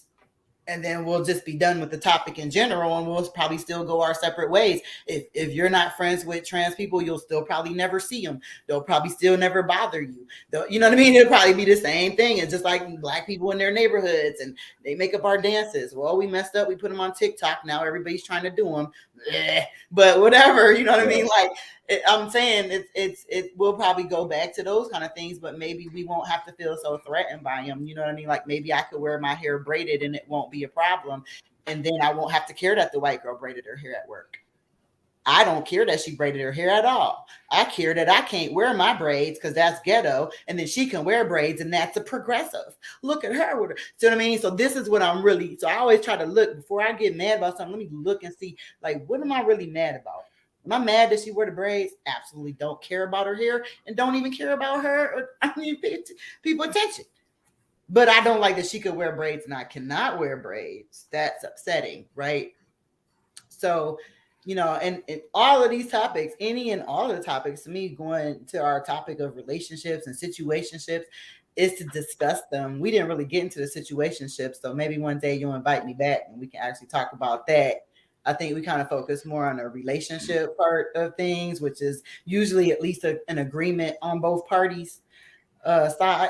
It's like we're gonna go and try this thing or do this thing.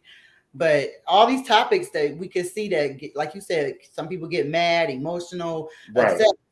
Yeah, so there's so many of those. So what are people talking about when they're getting to know each other? That they're having all these surprises. Like you had a baby with them, and so you're going to be mad if your baby's gay and they don't care. Or they're going to be mad if the baby's gay and then you don't care. And you never talked about this. You talked about gay people, but you didn't discuss, like, what if we had a gay child? Or what if our child was trans? Or what if, you know what I mean? Those are the topics that'll get you. Most definitely. Most definitely. Word. Yeah. Word. For sure. For sure. But Most definitely. nah, you definitely got to come back because I mean, you killed this episode for sure. Like you bodied this episode. And before I proceed, I want to just say the information that you just gave about like the legislation and all that stuff, I greatly appreciate that because a lot of people probably did not know that information, like the whole breakdown of it. And just from you explaining that probably broke it down so smoothly for people who did not know. So thank you for that, for sure. For real. Yeah, definitely. But yeah, you definitely, you have to come back. That's a must. That's a must. For real. Thank you. For sure. For sure. For sure. For sure. Yeah, man. Just to clear that up, like I said, I have nothing against the transgender community. I just feel like there are people in politics that are using every chance they can to attack women. And I mean, we kind of know within party lines who those individuals are panning out to be. And so, I mean, no harm towards the trans community or the LGBTQ community at large, as a whole, at all. I have issues with the speech, man. That's it. I had issues with Black Lives Matter, and I was very vocal about that for over a year. I got an issue. My only issue with that whole thing is I refuse to say to some dude, "Hey man, you acting like a real bonus hole right now." I refuse to say that. Right. Bonus hole. What? Oh yeah, the vagina is a bonus hole according. They're trying to make that's what they're trying to call a bonus. Nah. Mm-mm. I mean, look, I'm still pissed off that what was it, 1989 or early 90? Jesse Jackson and two other so-called Black leaders decided that we were African Americans. That was not a consensus. That was not a popularity poll amongst our community. That was three people in a meeting without the rest of us that hadn't come to our communities or our churches or met with us anywhere, and just made this decision. And it's on documents and applications. You know what I'm saying? And that's just what it is. So, you know, I just know how this goes, and that's what I'm saying. It's not to attack any particular group for their beliefs or their lifestyle or their choices or their feelings. It's just, yeah, man, it starts with something simple, you know. It's the levels to me of involvement, because I think there's a lot of people that will sit back and allow something to happen. When I say allow, I mean not be involved themselves, but be upset with the result. Like, for example, we got that election in Ohio, a special election that for whatever reason they try to keep super quiet. That's basically they're trying to change it so that the minority can block or change a rule, and the majority could be blocked, even though that's what we all, like a majority would want. Why would you change to that? Why would Ohio be having an election they're trying to keep quiet? And how many people are even going to vote for that? But guess what? How many people are going to be mad if they don't vote and then find out that the majority doesn't rule anymore? So if these people want to do something and they can do it. And then, like you said, maybe they pass something like that you think is asinine. And you like, oh, did the majority of people vote for that? No, they didn't. Now, why doesn't that bother you? So, and then, then there's the people like, well, I don't want to be involved. I don't care about this. I know, but these are things that affect our everyday life. So it's not about if you want to be involved or not. It's about like, until you put something else in place, don't let them take all your stuff. You can't imagine if they take all your stuff away and then try to build it back. So do you want to redo the 40s, 50s, 60s, 70s, 80s, and 90s? Why wouldn't we just progress from this point? You know what I'm saying? So I'm just saying, like, the little stuff, it's not just little stuff, but they're like attacking every single aspect of life you've ever grown to know, tangentially know, even if you haven't really been involved, that you think you know about things, your rights as a tenant, your rights as a consumer. You know what I mean? To me, you might feel like, well, I don't like these presidents or these, politicians. Yeah, but there's people in your own city, in your own state, in your own ward. They're the ones that decide if you get your potholes filled or if your road gets blocked off. Or Right. And it's like, maybe you don't want to be involved in everything, but you should be involved in something. But if you're not, then what's the purpose of being vocal unless you're basically just trying to get everybody else to do it, but you still don't want to do it? You know what I mean? Like, you use your platform to like, okay, let's go. I'm not going to tell you how to vote because we don't do that, but let's get some involvement because maybe we find out we're in the minority again. Oh, okay. I just want everybody to be on record. And most people aren't getting on record. They're not. So you don't know who you're surrounded with and who you're not and who's with it and who's not, who agrees and who doesn't. But then, like you said, next thing you know, there's a law and now you got to follow it. Mm-hmm. And it's like, I don't agree with that. I know, but where were you? We didn't agree either, but there was just 10 of us. Yeah. So anyway, but yeah, no, I understand all those frustrations. And to me, it should be a dialogue and an agreement on most things in all kind of relationships, not just romantic relationships. Right. It's like, if I go outside, I don't know where my neighbor stands, except the ones that have the big, don't blame me, I voted for Trump flags over their entire house. Right. I think I know where you stand, but everybody else is just minding their business. I don't know where they stand. I don't know what they would do if there was, a change that we didn't agree with. I don't know that they do anything at all, or if they do everything they could. I don't know anything about them. And so social media at least brings us together with other people that we wouldn't normally have access to. And I think it's good that you guys have the podcast topic that you have today. Like, get to talking. Yeah. That texting ain't going to work because you can't even hear their tone of voice. You don't know their inflection point.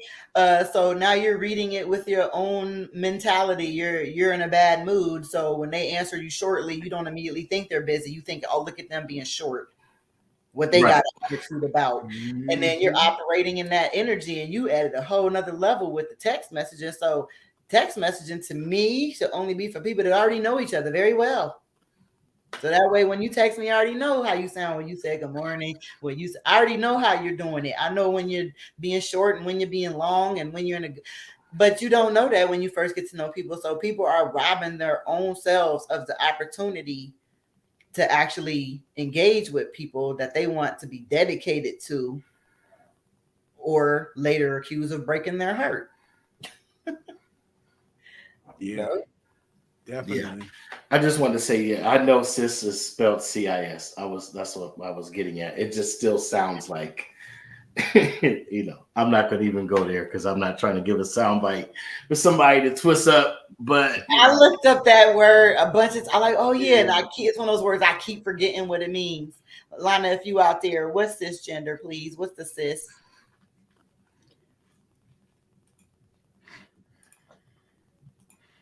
Yeah, she'll pop up, I'm sure. I definitely forget. It's one of those things, like I look it up again and I'm like, oh yeah. And then let some time pass. I'm like, wait, what is it? Well, let's take a look here. We can look it up here. Let's see. Yeah, there's this guy I follow on TikTok. I love him so much. He reads these dating, like first date horror stories, which I have yet to send any into him, but oh my goodness, it's so hilarious. And he made up dating cards like for questions you can ask people on a first date. I won't plug him because I don't even know if he want me to. But oh, here we go. Somebody Okay. read it out loud. It's quiet. Okay. It's a term that means whatever gender you are now is the same as what was presumed for you at birth. Simply means that when a parent or doctor called you a boy or a girl when you were born, they got it right. Okay. So Those are people that agree with what they were assigned at birth. Like Pretty me, I was assigned a woman, and I believe I agree that I am. Gotcha. Yeah. Yeah. Okay. Hopefully that'll stick this time.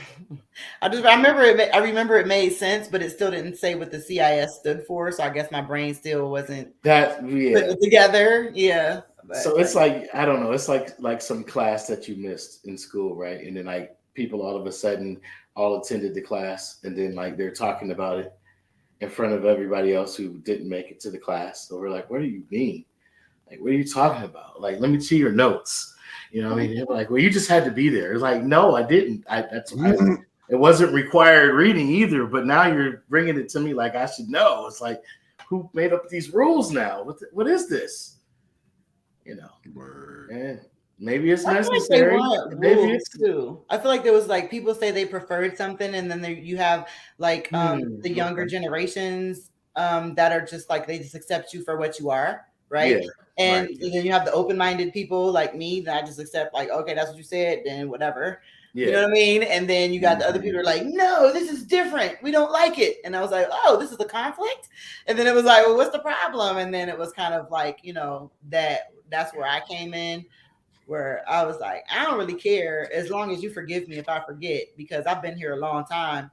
And I might get it right. And then if I don't get it right, then you could just tell me and we're not going to beef about it. It's just going to be like, oh, shoot, no, you called me that and I'm a they. Well, then I'm going to go back to they, but I forgot.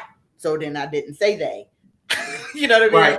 As long as they ain't beefing about it, then let me learn and that's cool. You know what I mean? So the only issue I might take with that, and it's a slight issue at that, is the person being offended instead of taking you individually in context as opposed to the generalization of expecting the conformity. You know what I'm saying? And that's has that ever happened to you? No, because I'm not that kind of person anyway. Like unless I'm joking and I'm doing it intentionally in the person and I have a rapport, so they already know I'm trying to be funny and there's really no harm intended whatsoever. And I wouldn't joke with them that way or approach them that way unless I already know that that's going to be the humor is going to be taken appreciation to, you know, but other than that, like, no, I don't generally address people in a disrespectful way or a flippant way. You know what I'm saying? So if a person looks a certain way and I'm not sure, I'll say, I don't mean any harm, or I don't hope you don't take offense.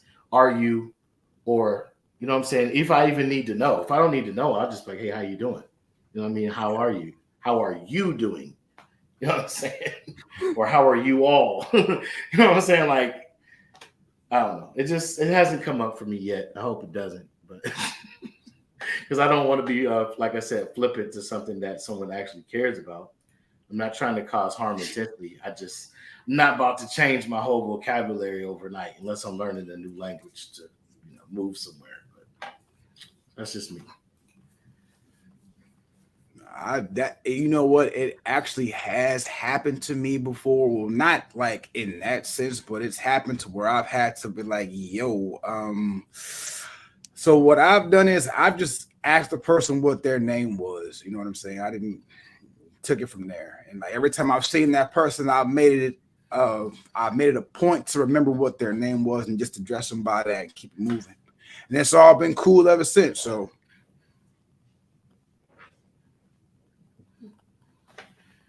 yeah, I mean, I could go on for, gosh, God knows how long. Like, it's just like certain jobs, there was like a person or two the inside joke was I was the angry black guy, right? But besides, outside of the three of us and that inside joke, I mean, that wasn't gonna fly. I mean, I wasn't gonna be this guy just started today. Hey, angry black guy, like nah. You know what I'm saying? Like, so that's why I just, I try not to. Anyway, it's kind of like the joke Cedric told about what was it? My name is CJ, but people call me Bominicious. But he thought Drew said call me Bominicious. Too funny. Yeah. Anyhow, it's been a great one, y'all. Thanks for sitting in. Thanks for watching. Thanks for listening. Like, share, and subscribe. This has been another episode of Deeper Dives. The whole dialogue. You know what I'm saying? Unlimited for sure. And again, if please repeat this, because there's been a whole lot of game dropped, a lot of bars. And please donate to all the cash apps. We need this money. Yes, thank you. Thank you for the comments, Alana. Thank you. You kept it lively tonight. Shout out to her, because for sure. Thank you so much. Please continue to tune in. We got more coming for you. It's only going up from here. Indeed. For sure. 2 fingers, 1 love. Check us out. Indeed. Thank you so much again to our special guest, my sister. We're going to call her Lisa for now. Thank you for having me. Lisa.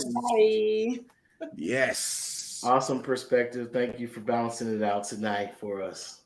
Indeed. Sure, yeah. Indeed.